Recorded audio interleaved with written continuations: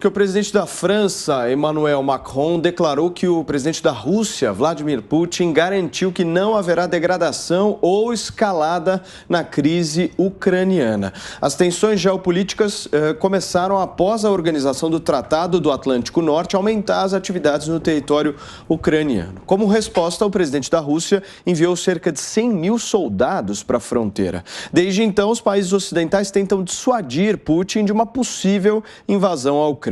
Macron, presidente temporário do Conselho da União Europeia, tomou protagonismo na mediação do conflito e tem se mobilizado também para evitar que uma verdadeira guerra aconteça. Constantino, eu vou passar a palavra para você, querendo entender um pouco justamente da movimentação do presidente brasileiro nessa história. Eu ouvi alguns analistas, inclusive, relatando que esse movimento, essa viagem do Bolsonaro para a Rússia, seria uma forma de não mostrar uma certa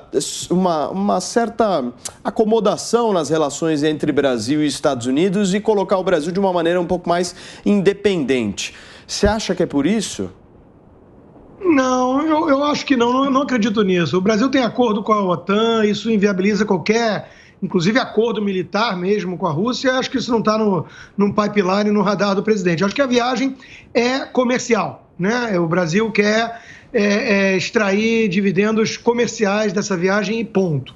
Agora, óbvio que é sempre bom mostrar que o Brasil é independente, né? Não está debaixo do guarda-chuva de ninguém, em que pese um alinhamento de valores muito mais próximo com os Estados Unidos, ainda bem. Se depender do PT, o Brasil vai se inspirar na China e na Rússia mesmo.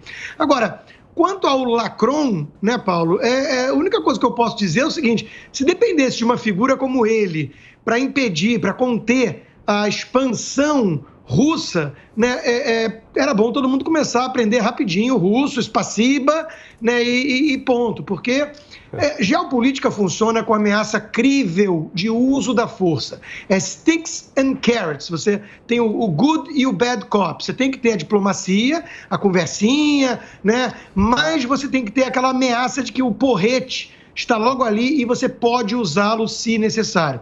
Ficar tentando persuadir Putin num chá das 5, isso é uma coisa ridícula, patética, né? Ainda mais com o Xi Jinping do lado, empurrando o Putin de olho em Taiwan, querendo esse exemplo para poder anexar Taiwan. Então, veja, o mundo mudou. Os Estados Unidos têm uma liderança fraca hoje, está preocupado com outras pautas, né? Botar homem em banheiro feminino, tirar não vacinados do exército, né? Porque não deve precisar no fronte de batalha numa eventual guerra, né? Afinal, não pode ter gente que não tomou vacina ali. Enquanto que o Putin, a Rússia e a China do Xi Jinping estão avançando, estão percebendo essa fraqueza ocidental e estão avançando. E também estão com grana. Né, o preço da energia subiu muito, a Rússia vive disso, a China é uma das maiores economias do mundo e tem uma expansão muito acelerada, então está tendo mudança nas placas tectônicas de poder geopolítico. Isso a gente vai ter que se adaptar a essa nova realidade mais instável e vamos morrer de saudade, pelo menos aqueles que têm apreço pela liberdade, né? Vamos morrer de saudade da era da hegemonia americana. Agora, Serrão, você acha que essa viagem do presidente da República para a Rússia, nesse momento, pode gerar alguma instabilidade na relação com os Estados Unidos? Não vejo essa possibilidade. Está muito clara a estratégia do Itamaraty. O Itamaraty está abrindo espaços comerciais para o Brasil. Esse é o foco do momento. E o Brasil tem importantes negócios a tratar com a Rússia em áreas estratégicas como fornecimento de fertilizante. O Brasil compra muito fertilizante da Rússia e agora a Rússia acaba até de adquirir uma das empresas de fertilizante que eram da Petrobras. Então, a gente tem que ter uma relação com a Rússia, sim. Tem que ampliar a relação com a Índia, sim. E tem que manter a nossa política, a política brasileira, que sempre foi a política do diálogo, da conciliação, da manutenção da paz, estando a quem esteja aliado. O que não podemos ter é o Brasil alinhado com países que defendem o autoritarismo, o totalitarismo, que praticam de verdade o nazismo estrutural. É isso que não pode acontecer. E, ainda bem, Bolsonaro tem sido conhecido como o cara que luta pela liberdade. Embora o dinheiro roubado pela Petrolândia tenha colocado muita grana lá fora para desenhar em Bolsonaro a imagem do Bolsonaro nazista, do Bolsonaro fascista, do Bolsonaro genocida.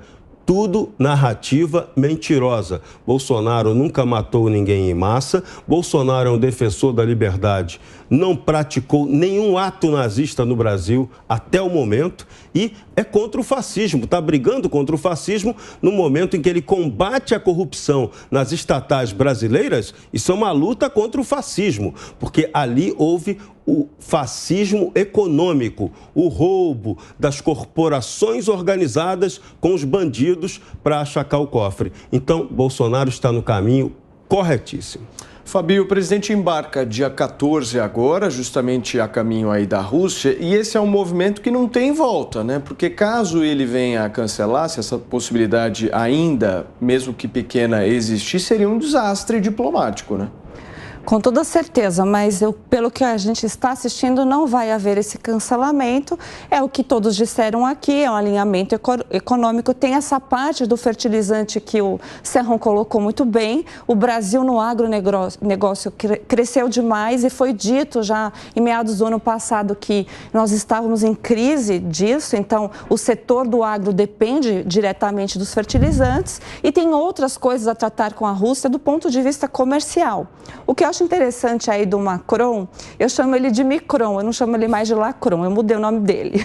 Porque ele tem sido alguém para o próprio país muito pequeno nas suas políticas e ele tem que se voltar às políticas internacionais para ver se chama atenção. Então ele se mete de vez em quando aqui na Amazônia, ele se mete agora nessa relação com o Putin. O interessante é que ele saiu dizendo que ele conseguiu intermediar um possível acordo e foi desmentido pelo próprio Putin no site do Kremlin. Então o que nós assistimos hoje é uma guerra de narrativas, mas que na verdade precisa prestar muita atenção porque nós estamos falando dessas potências imperialistas e que mudou o cenário muito rapidamente.